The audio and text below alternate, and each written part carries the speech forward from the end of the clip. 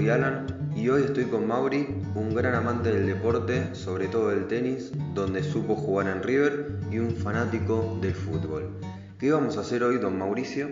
Bueno, hoy vamos a hablar de los cambios que hubo en el deporte en los últimos tiempos. Como ya tengo 80 años, pasó mucho tiempo y hubieron muchos cambios, tanto en el fútbol, que es el deporte más conocido en la Argentina, como en el tenis, que yo lo practiqué siempre, y como en el ajedrez.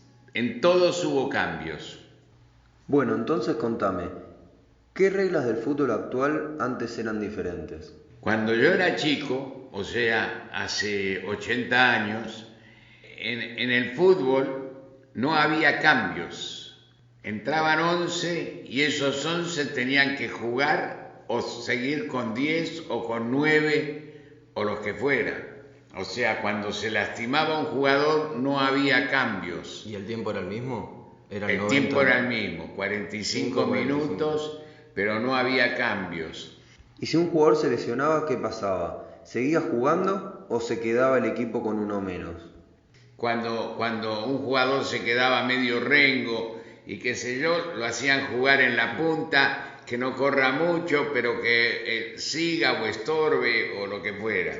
Y si no estaba en condiciones y salió, pero seguían 11 contra 10. Y si salían 2, seguían 11 contra 9. Lo único cuando quedaban nada más que 7 no se podía seguir el partido. Ese era el reglamento. ¿Cómo era tu infancia en relación al deporte? Yo recuerdo, yo siempre jugué en los deportes en River y por eso tuve simpatía siempre con River, pero vivía en la Paternal y entonces cuando en 1955 Argentinos Juniors salió campeón de Primera B, pasó a Primera A, todos en la Paternal empezamos a formar la hinchada de Argentinos Juniors. Te aclaro que en esa época no había televisión en la Argentina, o sea, todo era por radio. Y entonces había gente que transmitía y hacían un plano de la cancha y le ponían número y transmitían con el plano ese para que la gente mire el plano y cuando el relator decía ahora entra en la zona número 9, iba siguiendo con el dedo y se hacía la idea de cómo estaba caminando en medio del partido. Claro, más detallado. Más detallado. ¿Y cómo formaban los equipos antes?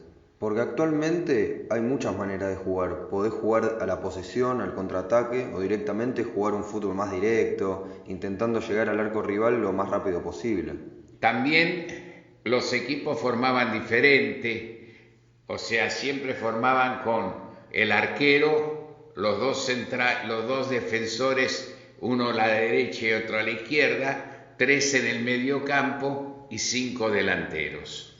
Y los 5 delanteros era un wing de la derecha que llevaba el número 7, un insider que lo llamaban de la derecha que llevaba el número 8, un centro delantero que llevaba el número 9, el izquierdo insider llevaba el número 10 y el wing izquierdo llevaba el número 11. Generalmente no cambiaban de posición y así iban jugando. Pero los partidos terminaban con 15 goles para cada equipo, ¿cómo? No. Porque no. era muy ofensivo, ¿no? Bueno, a los 7 años de edad, cuando yo tenía 7 años, fui a ver el primer partido en la cancha de River, que me llevó mi hermano. Jugaba River y Atlanta, que Atlanta era un equipo de primera división en esa época, y ganó River 8-0. Pero no era común de que ganen así con tantos goles. Eso es como ahora. Claro, no era común, pero eso no tiene nada que ver que si terminaban o no con muchos goles. ¿Y cómo se manejaban los árbitros? ¿Eran tan corruptos como ahora? Hubo épocas en que los referís cobraban mal porque les daban plata por debajo para que cobren mal, pero como había mucho dinero en Argentina, entonces traían referís de Inglaterra y venían los ingleses a hacer el arbitraje. También hubo veces que se discutía por la hora. Unos decían cómo terminó, cómo falta, cuánto tiempo, si se agregó, se nos agregó, y hubo una época que pusieron cronometristas en el partido. Entonces había 3 tipos con el cronómetro marcando el partido. Cuando ellos se paraban, el partido terminó. O sea, tenían más fuerza que el propio referí. Y no había tiempo de descuento. No había tiempo de descuento. ¿Y existía alguna otra manera para definir el partido entre dos equipos que no sea con penales? Porque sinceramente los penales son un tema de suerte. Porque un jugador puede ser el mejor pateador de penales, siempre clavarle en el ángulo y justo el día del partido no era su día y su equipo pierde el partido por esa mala suerte que estoy hablando. Los penales son para darle más intriga al partido, para darle ese picante. No había ni penales ni alargue. Se eliminaba con una moneda, se tiraba una moneda cara o seca A la suerte. y el que le tocó y pasaba uno de los dos si empataban. Otro de los cambios que había era que un partido ganado eran 2 puntos, no 3, y empatado 1, o sea, 1 para cada uno, o los 2 puntos se los llevaba el ganador, pero no había 3. Cuando se agregó lo de los 3 era para obligar a jugar, para que nadie se quede conforme con un punto para cada uno y obligar a jugar. Entonces, cuando empataban, entre los dos perdían un punto. O sea, en lugar de tener 3, sacaban 1 cada uno. Claro, esto lo cambiaron porque antes se podían poner de acuerdo los dos equipos para empatar, dividir los puntos y sacar un punto cada uno. Pero ahora que ganar son 3 puntos, no conviene empatar porque los dos equipos están perdiendo 2 puntos. La verdad es muy interesante lo que me estás diciendo. Y yendo para el lado de las hinchadas, ¿te acordás cómo se comportaban? ¿Eran muy agresivos o había respeto por el rival? Cuando Argentino Junior jugó con Nueva Chicago, en la cancha de Argentino Junior. Argentino Junior ganó 2-0, le dio un baile muy grande a los de Nueva Chicago y los de Nueva Chicago quedaron con la sangre en el ojo. Y entonces el número 9 de Nueva Chicago resolvió no jugar para ir por la tribuna buscando alguno para pegarle con todo. Y entonces prácticamente ninguno de nosotros pudo ir a ver el partido a Nueva Chicago porque la policía que era de Chicago estaba también la policía que era de Matadero también estaba con Nueva Chicago, los bomberos también estaban y entonces ninguno pudo ir a la cancha. Entonces nos quedamos todos en el club esperando a ver el resultado. Solamente fueron los jugadores y los directivos en un micro y cuando bajaban del micro le pidieron a cada uno que bajen uno por uno de acuerdo con el número que tenía y los escupían, les gritaban, etcétera, etcétera, etcétera y los jugadores de Argentino Junior se la aguantaron. Pero cuando fueron bajando el 1, el 2, el 3, el 4, el 5, cuando bajó el número 11, que no pudieron hacer nada a nadie, que se llamaba Ulrich, le pegaron un mazazo en la clavícula y le fracturaron la clavícula. Como le fracturaron la clavícula, no podía jugar. Y estaba jugando la reserva. Entonces, el director técnico sacó al número 11 de la reserva, que estaba jugando todos los 90 minutos, Ciarra se llamaba, lo sacó antes y le dijo vas a tener que jugar de vuelta y entrar en primera. Y entró Ciarra a jugar en primera. Cuando iban aproximadamente 20 minutos de juego, Sciarra se mandó una corrida y le hizo el primer gol para Argentino Junior. Mira. Imagínate que no lo gritó nadie el gol porque no había hincha. No había hincha. Bueno, también. Lo gritaron ellos nada más. Sí. Y ya el ánimo estaba caldeado. Cuando pasaron 20 minutos más y el mismo Sciarra hizo el segundo gol de Argentino Junior, vio que el alambrado se venía encima y entraba toda la gente a la cancha para matarlos. Se escaparon ellos junto con los jugadores de Nueva Chicago, se encerraron en el vestuario porque era un vestuario único para los dos. Compartir, claro, sí. Y salieron de ese vestuario a las 12 de la noche, porque no lo defendía ni la policía, ni los bomberos, nadie, no lo defendía nadie. Esas son cosas que recuerdo como anecdóticas. Increíble. Al final nos quejamos del fútbol de ahora, con la violencia que hay, pero antes era mucho peor. Es terrible lo que nos estás contando. Y también es lamentable que gente que no pueda ir a ver un partido de fútbol porque la policía es del mismo barrio.